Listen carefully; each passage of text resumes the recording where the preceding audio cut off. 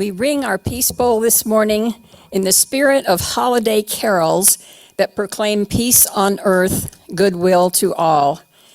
As the light returns to our days following the winter solstice, may we aspire to the true essence of peace through our actions, words, and hearts in the days ahead.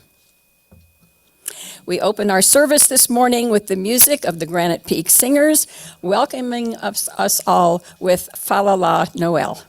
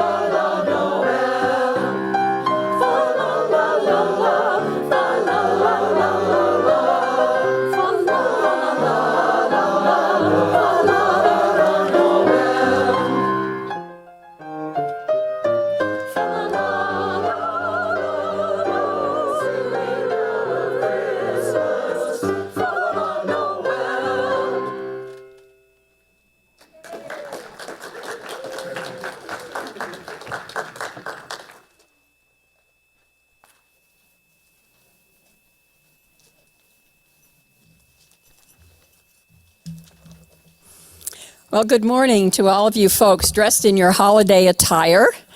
And to those of you at home on Zoom, I can't see all of you, but I assume many of you are in your holiday pajamas. Welcome to Granite Peak Unitarian Universalist congregation, where love and community are at the heart of each service. I'm Bobby Bollinger, your worship associate this morning, and it is good to be together. I hope you have been enjoying some of the myriad of holiday activities that are going on with the people who mean the most to you. In our work and ministry here at Granite Peak, we utilize the principles of our mission statement, which read as follows.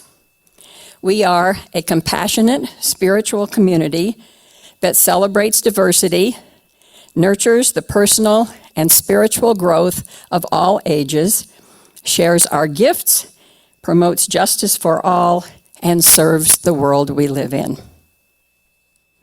We tip our Christmas stocking caps this morning to all who have come together to make this service possible. Lena Huben on our piano, Martin Bramhall AV in the back, Marshall Voigt for conducting the Granite Peak Singers, and he brought 4 singers with him this morning from Phoenix and Flagstaff who drove down to join us. All of the greeters, yes, thank you for being here.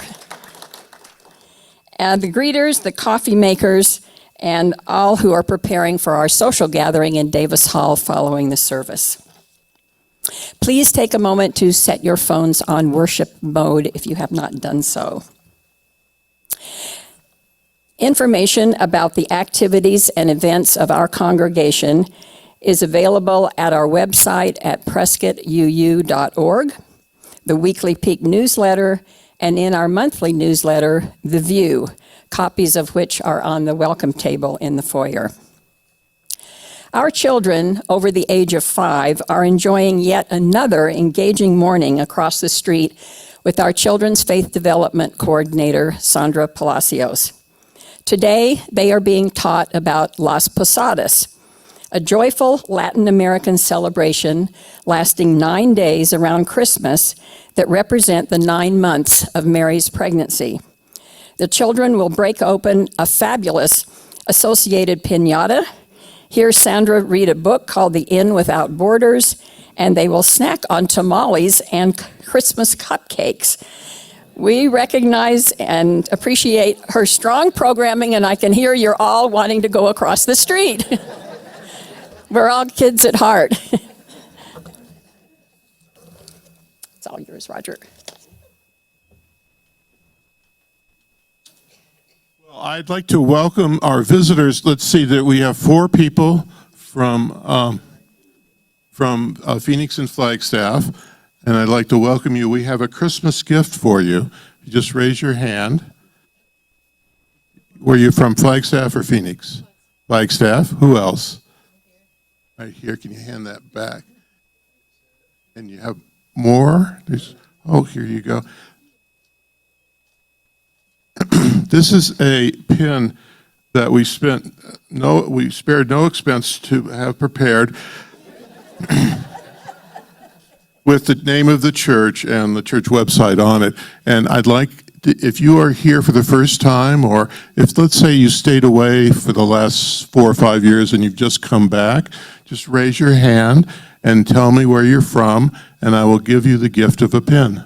Anyone want to raise their hand?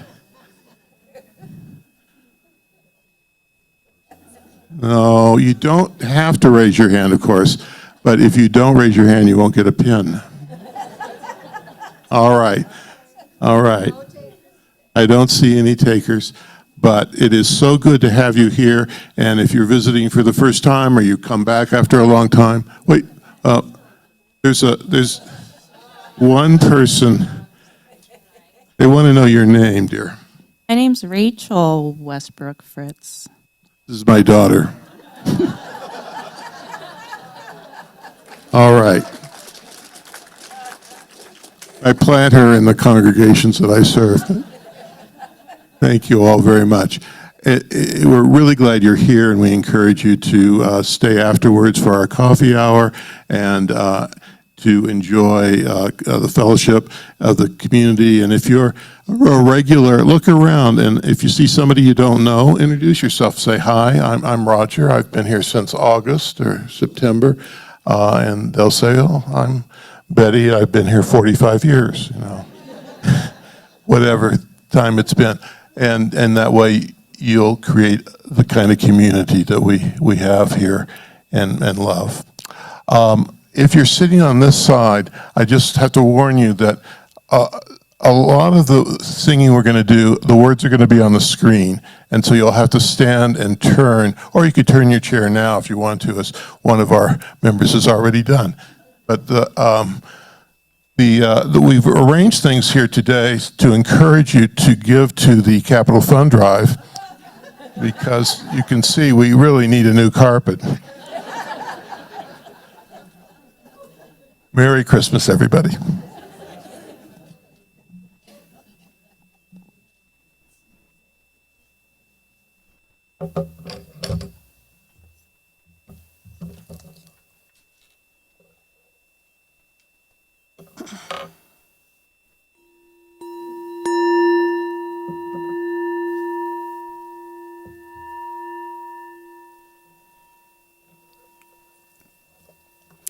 And now we join other Unitarian Universalist congregations worldwide in our tradition of lighting the chalice.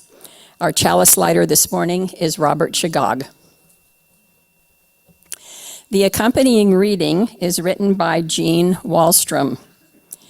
In this small flame, dwell the beacon light of lanterns guiding travelers home, the warmth of hearth fires tended through the generations, the transforming energy of furnaces, and the power and life of our sun. May these blessings, warmth and light and life-giving energy, be kindled in us all.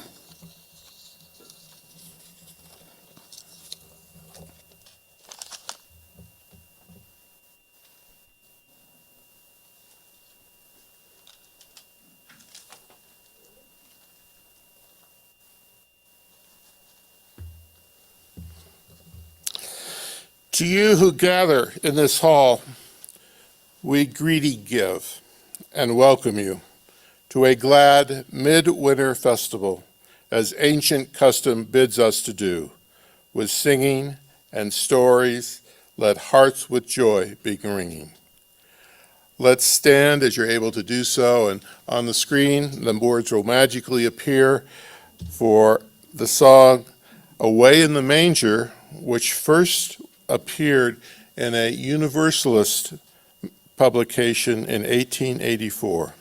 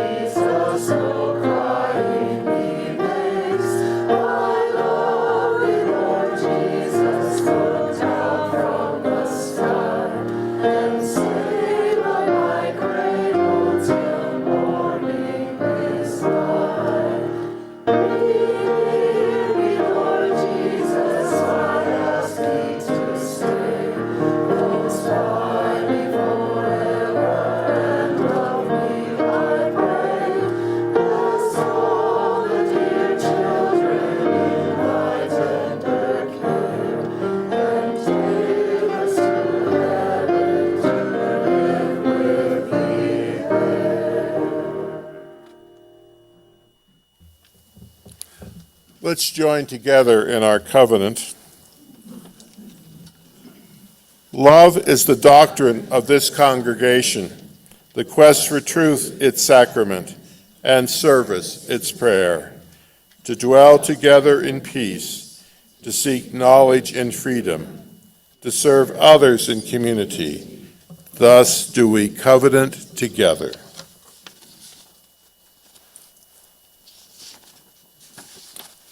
Offering.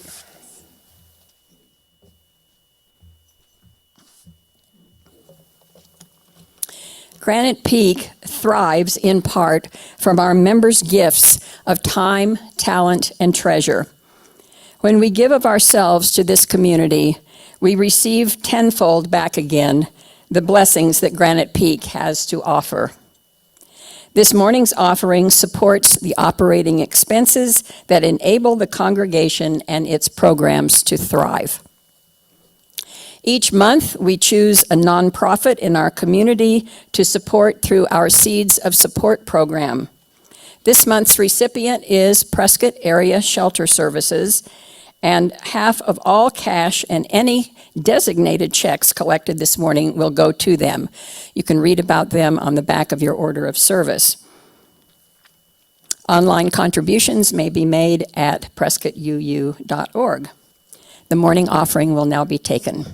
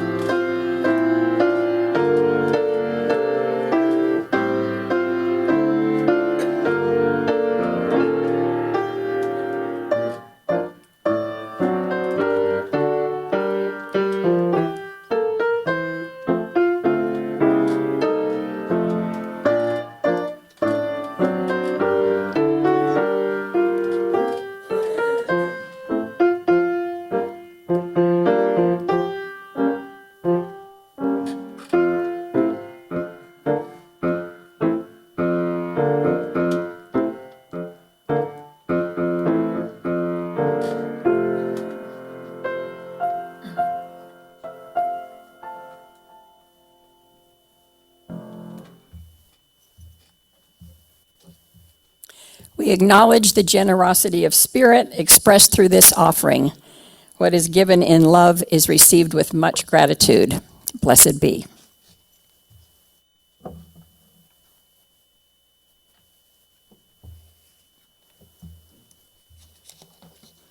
Our beloved community is the heart of this congregation.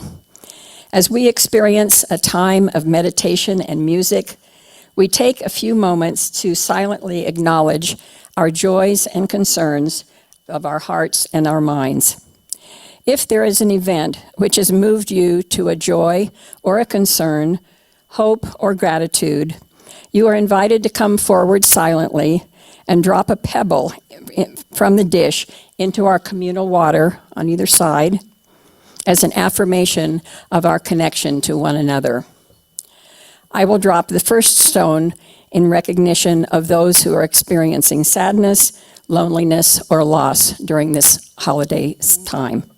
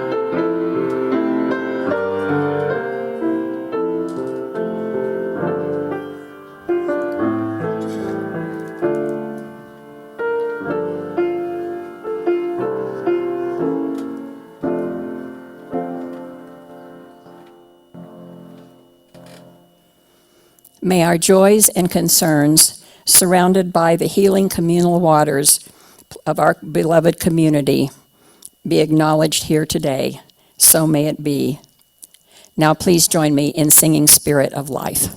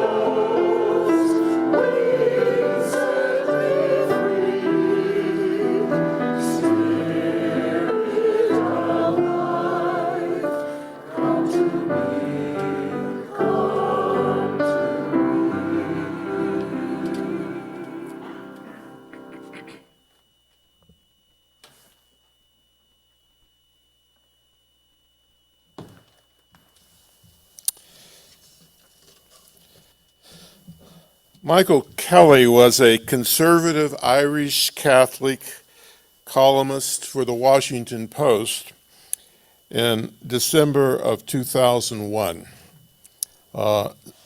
Sadly, Michael Kelly was killed in 2003 at the age of 46 while covering the invasion of Iraq, the first United States journalist to die during the war.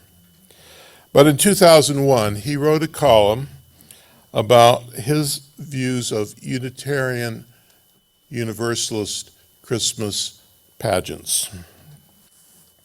And this, actually, the picture you see is a Unitarian pageant in Transylvania. Kelly wrote, "I am Catholic and my wife is Jewish. So in our house, we celebrate both Hanukkah and Christmas, which our sons Tom and Jack regard as an excellent thing. People sometimes ask me if it is hard to raise children in respect and love for two great faiths that have a slightly doctrinal disagreement between them. And I say, not if you give them presents every day for 8 days of Hanukkah and for Christmas. The more gods, the merrier, is Tom and Jack's strong belief. Like other parents, we try not to let the materialism get out of hand and to keep the focus on the sacred. This year, on the first day of Hanukkah, we gave Tom, age 5, a realistic, detachable, revolving red police cruiser roof light. So that he could follow the ancient Jewish holy practice of impersonating a state trooper. He received the gift with appropriate reverence. We gave Jack, age 2, some silly putty. He received the gift in his hair. And now he is in fine shape to play the role in the Christmas pageant of the wondering child with a bald spot. Actually, Jack has not, being only 2 years old, has not been cast in a pageant. Tom has, though. He has a walk-on part in the pageant staged by our local Unitarian church. There was a rehearsal the other Sunday after the service, which featured the lighting of a menorah, during which apologies were offered to anyone who might take offense at a lighting before sundown, followed by the traditional singing of the great Christian hymn, O Mitten Tree, during which the faithful paraded around a tree that was decked, in fact, with mittens. A Unitarian pageant turns out to be different from a Roman Catholic one. In Tom's pageant, Jesus Christ is celebrated as a, quote, a very special person, end quote, and, quote, a great rabbi, end quote, and an all-around asset to the community. The Son of God debate, which has proved so regrettably contentious over the years, is not mentioned.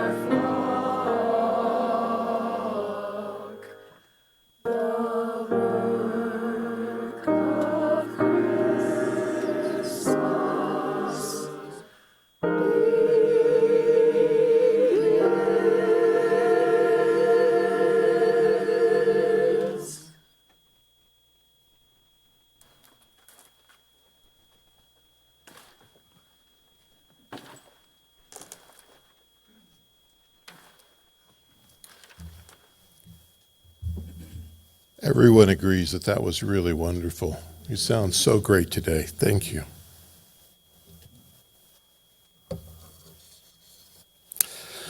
Well, a cynic once wrote a carol to the tune of God Rest Ye Merry Gentlemen.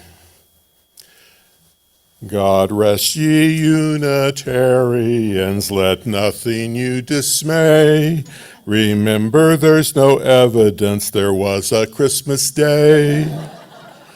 When Christ was born, it's just not known, no matter what they say. Oh, tidings of reason and fact, oh, tidings of reason and fact.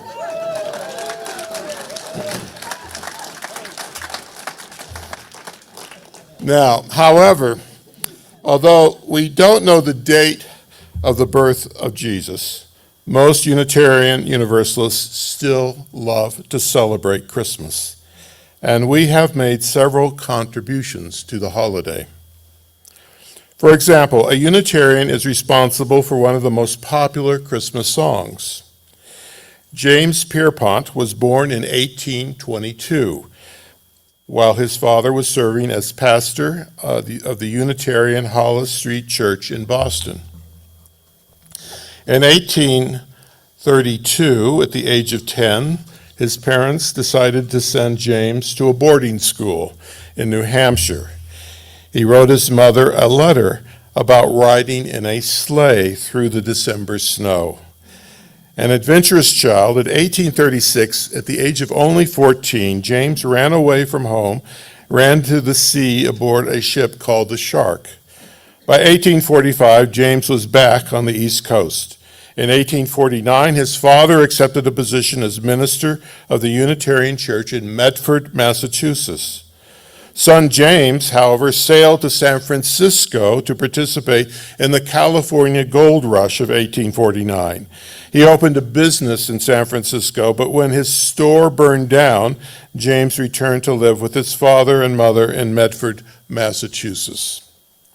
The Medford Unitarians say that one day in 1850, James Pierpont went to the home of Mrs. Otis Waterman. She let him play a piano belonging to a Medford music teacher. Mrs. Waterman owned a boarding house, which became better known later as the Simpson Tavern, hence the origin of the story that James wrote the song in a tavern. After he played the piece for her, Mrs. Waterman replied that it was a very merry little jingle, and he should have much success with it. Pierpont wrote lyrics about a one-horse open sleigh the young men used to race on a 1-mile route from Medford to Malden Square. The good people of Medford have posted a plaque in their city proclaiming that in 1850 James composed Jingle Bells in the Simpson Tavern. However, this is not the end of the story. In 1853, James' brother, Reverend John Pierpont, Jr., accepted a post with the Savannah, Georgia Unitarian congregation. James followed his brother, taking the post as the organist and music director of the church. The Unitarians in Savannah believe that he wrote Jingle Bells in Savannah. They believe that James composed the song because he was homesick for snow and nostalgic about his youthful days in New England. They also have a plaque. Both the Unitarians in Massachusetts and the Unitarians in Georgia say that James played the song for the first time at a church service in the 1850s. According to the story, the children liked it so much that they asked for James to repeat it at the Christmas service. Historians, however, argue that references in the song to courting and racing would not have been acceptable in a church service. It was a song about fast sleighs and pretty girls, not sung on Sunday mornings in the 1850s. Well, today, in both Medford, Massachusetts and Savannah, Georgia, competing historical markers commemorate the birthplace of the song. Wherever James originally wrote it, we do know that he was a Unitarian. And we know that he copyrighted it in 1857, and you all have the wrong name for this song. The title is One Horse Open Sleigh. I invite you to stand as you're able to do so and sing Jingle Bells with the words on the screen.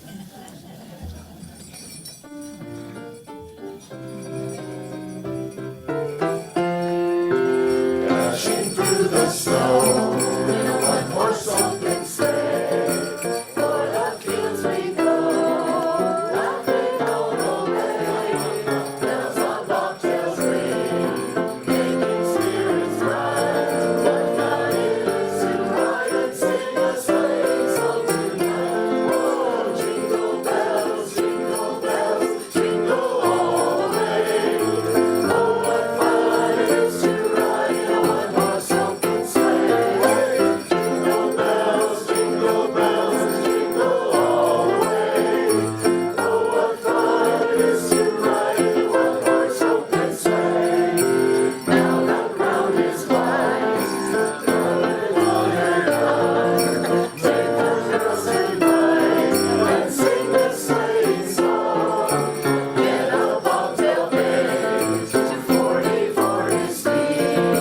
Reach into an open sleigh and crack, you'll take the lead. Jingle bells, jingle all the way.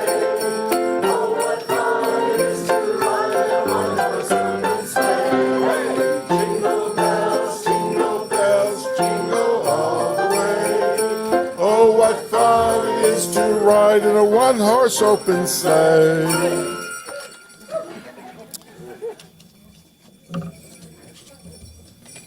So this Christmas, when you're with friends who want to sing the song, just remind them it was written by a Unitarian of all people. Now, I hope when you look at a Christmas tree like the one behind me, you will think of a Unitarian named Charles Follen. Of course, Follen was not the first German immigrant to set up a Christmas tree in the United States. Some appeared in Pennsylvania before 1821. Nevertheless, Reverend Follen's tree was one of the first. He set up his tree on New Year's Eve in 1835. Charles Follen was a German intellectual and political liberal who fled Germany when the authorities wanted to imprison him for his political activities. He moved to Cambridge, Massachusetts, where he formed close ties with the liberal Unitarian establishment that dominated Harvard and Boston. He found Unitarianism to be very compatible with his own progressive Christian beliefs. In 1830, 5 years after he arrived in America, Follen became a Unitarian minister and a United States citizen. Harvard appointed him to a full-time faculty position. Follen helped organize a Cambridge anti-slavery society based at Harvard. He served as a minister in Lexington, Massachusetts, and he designed an 8-sided octagonal sanctuary. It was too difficult at that time to build things in the round. It was cheaper to build flat sides. So an 8-sided sanctuary so that all could see and be heard in it, kind of like we're in the round today. He also, most churches at the time had a high pulpit that was set above the congregation, but Follen, believing in equality, put the pulpit on an equal level with his congregation. In November of 1835, a woman named Harriet Montagu came to visit. She was born in 1802. Harriet Montagu was a prominent English Unitarian intellectual. She was visiting the United States to write a book about our country. She met and quickly befriended Charles Follen, and he invited her to spend New Year's with him and his family. When Montagu arrived at the Follen's home, December 31st, 1835, Charles and his wife were just adding little wax candles to the Christmas tree. The Follens had postponed the ritual until New Year's Eve to adopt to Montagu's schedule. The tree had been placed in the front drawing room of the house, and it was placed on a table. It was a small tree, not like the giant ones we all have today. On a table, a toy hung from each branch. As 5-year-old Charlie, their son, and two older companions, two friends of his, approached the house. The adults quickly closed the door to the parlor, and they moved to an adjacent room where, as Martineau put it, they sat around trying to look as if nothing was going to happen. After they served the visitors tea and coffee, they played a round of parlor games. The goal was to distract the children's attention from the drawing room, where Charlie's parents were now busy trying to light the candles on the tree without setting the house on fire. Finally, they threw open the double doors, and the children poured in, their voices instantaneously hushed, according to Martineau. Their faces were upturned to the blaze, all eyes opened wide, all lips parted, all steps arrested. Nobody spoke. Only Charlie leaped for joy. After a few moments, the children discovered the tree bore something edible, and the babble began again. The adults told the children to take what they could from the tree without burning themselves on the candles. Martineau reported that we tall people kept watch and helped them with good things from the higher branches. After the children had eaten their fill of the edibles, the evening continued with dancing and mugs of steaming mulled wine. When she returned to London, Harriet Martineau wrote about Charles Follin's Christmas tree in a widely read book published in 1838. She said in the book that she was present at the introduction into this new country of the German Christmas tree. Well, today, now, if you live in Lexington, Massachusetts, you can go to Charles Follin's church. It's still there, the eight-sided church. And in the parking lot next to the church at Christmas time, you can buy a Christmas tree. It's a fundraiser for the church. And you can brag to your friends that my tree came from the lot where the American Christmas tree tradition began. Now, creating jingle bells and helping introduce the Christmas tree to Americans is not our only contribution to Christmas. The Unitarian poet Henry Wadsworth Longfellow wrote the poem, "I Hear the Bells on Christmas Day," during the American Civil War.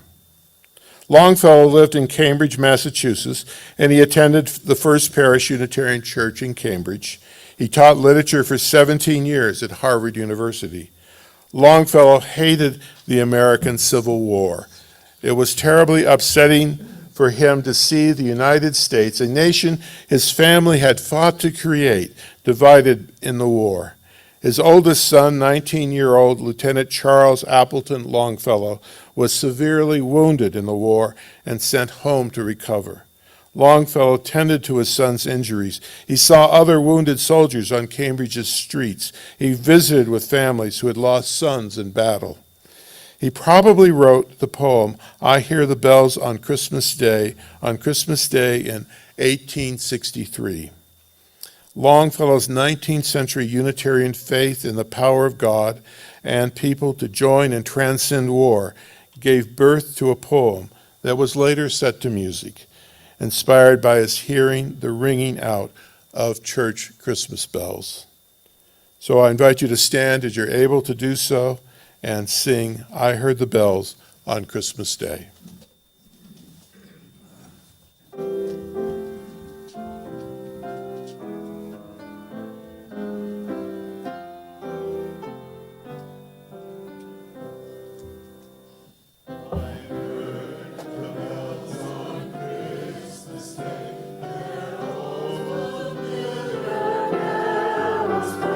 And wild and sweet the words repeat of peace.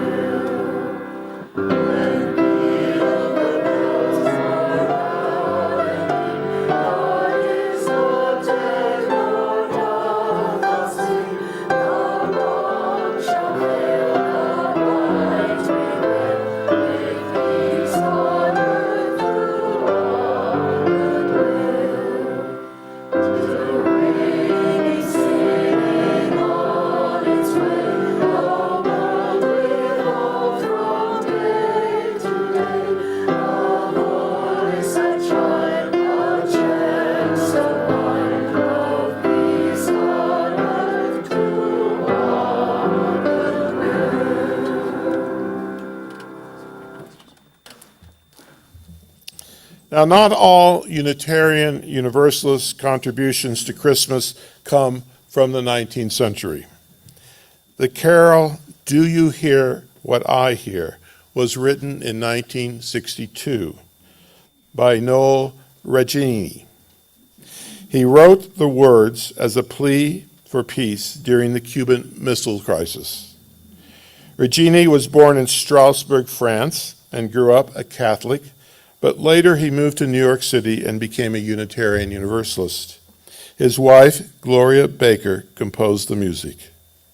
So let's listen to "Do You Hear What I Hear?"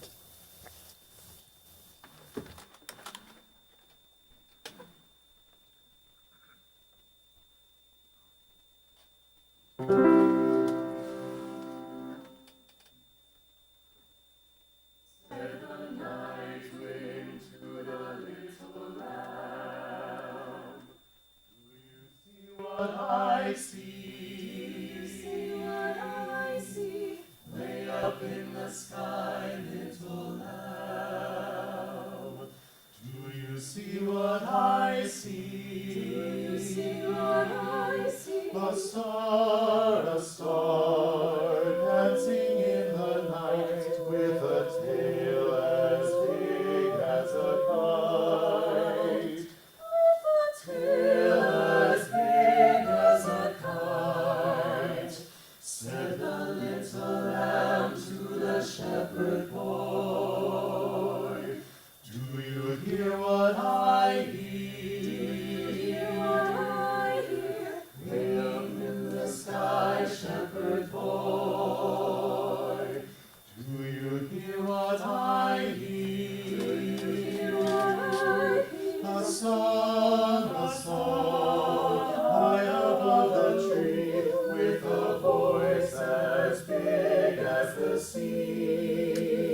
With a voice as big as the sea, said the shepherd boy to the mighty king. Do you know what I know? What I know? In your palace, Lord, mighty king. Do you know what I know? What I know? A child, let us bring him silver and gold. Let us bring him silver and gold, said the king to the people everywhere. Listen to what I say. Pray for peace, people everywhere. Listen to what I say. The child, he will bring us goodness and light. He will bring us goodness and light.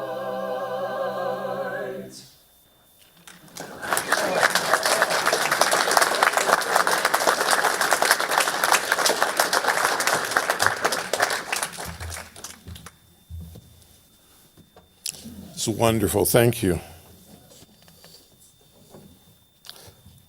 My last example is also a carol about the issues of war and peace. It was written by Edmund Hamilton Sears. After briefly studying law, Sears changed his career plans and entered Harvard Divinity School, graduating in 1837. He was ordained to the Unitarian ministry and held 4 pastorates during his lifetime. Reverend Sears served small congregations in farming communities. Today, we remember him. It does say today here. Today, we remember him for his carol, "It Came Upon a Midnight Clear." Some say the carol was first performed by parishioners gathered in his home on Christmas Eve in the 1840s. Another account says he wrote the carol for a Sunday school of the Unitarian Church in Quincy, Massachusetts. It came upon the midnight clear, first appeared in print in 1849 in the Unitarian magazine, which was then called the Christian Register. The Christian Register's editor, a fellow cleric, wrote, "I feel that however poor my Christmas sermon may be, the reading and singing of this hymn are enough to make up for all the deficiencies." Sears's song focuses not on Bethlehem but on his own time. Historians assume that it was Sears's response to the just ended Mexican-American War.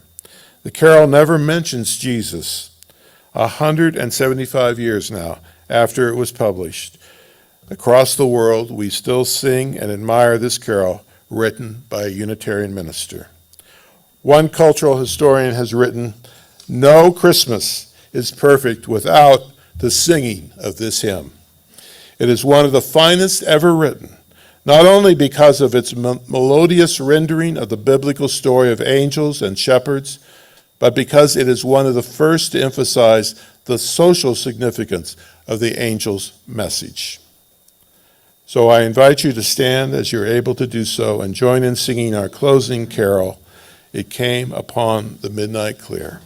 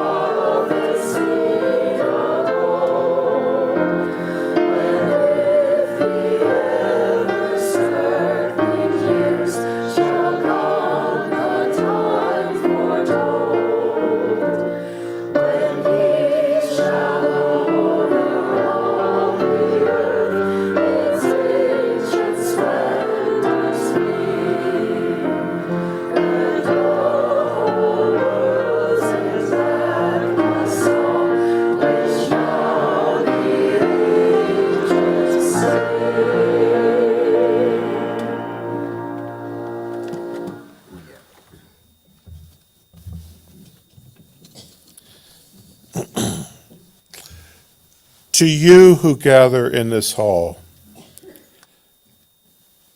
we give greeting and welcome you. And I have a suggestion for Christmas. Find a quiet place. Spend some time with yourself. Heal your hurts. Think of your virtues. There is no one else like you. Feel your own goodness. Congratulate yourself. Be gentle with yourself. And after a while, you might feel the joy, the bliss, the happiness of Christmas, knowing that you are part of what has come before and part of what is yet to come, and that you are loved. Let's say the words to extinguish the chalice together. We extinguish this flame, but not the light of truth, the warmth of community, or the fire of commitment. These we carry in our hearts until we are together again.